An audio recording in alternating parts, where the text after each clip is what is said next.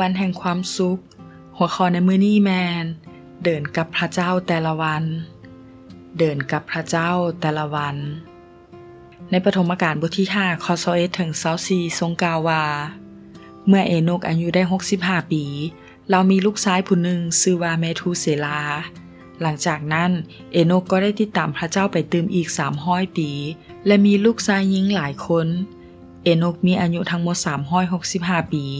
เราได้ดำเนินชีวิตในความสามัคคีธรรมติดสนิทกับพระเจ้าและเราก็ได้หายตัวไปพอพระเจ้ารับเอาเราไป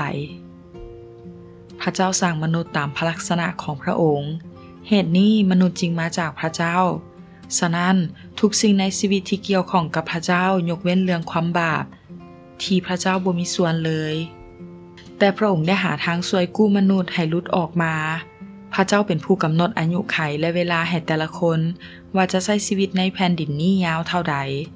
แต่มีคนหนึ่งดำเนินชีวิตบ่คือกับมนุษย์ทั่วไปและฝืนกฎของธรรมชาติคือเราบ่พบกับความตายดังเอโนกดำเนินชีวิตกับพระเจ้าเมื่ออายุ65ปีเอโนกได้ดำเนินชีวิตติดตามพระเจ้า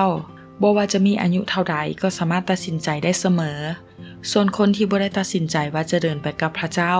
คนนั้นกำลังเดินไปทางเดียวกันกับกาอิน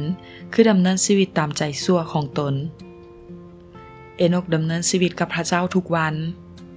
เอโนกดำเนินชีวิตกับพระเจ้าอีก300ปีรวมอายุได้365ปีเอโนกดำเนินชีวิตกับพระเจ้าวันต่อวันผู้ที่บ่ได้ดำเนินชีวิตกับพระเจ้าวันต่อวันจะบ่มีกำลังเพียงพอที่จะรักษาความเชื่อเอาไว้ได้จงก้าวด้วยความเชื่อวันต่อวันเอโนกดำเนินชีวิตกับพระเจ้าจนมื้อสุดท้ายของชีวิตเอโนกไปสวรรค์โดยบ่ได้พบกับความตาย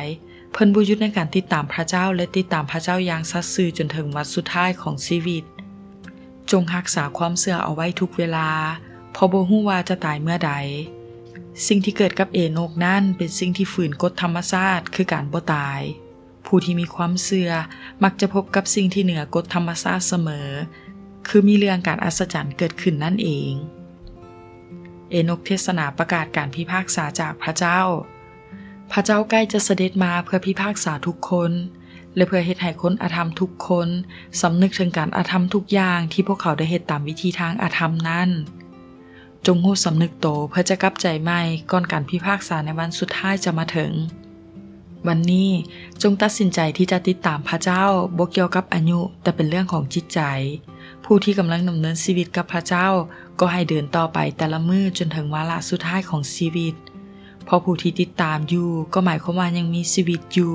และเจริญก้าวหน้าขึ้นไปสู่แผ่นดินของพระเจ้าขอพระเจ้าอวยพร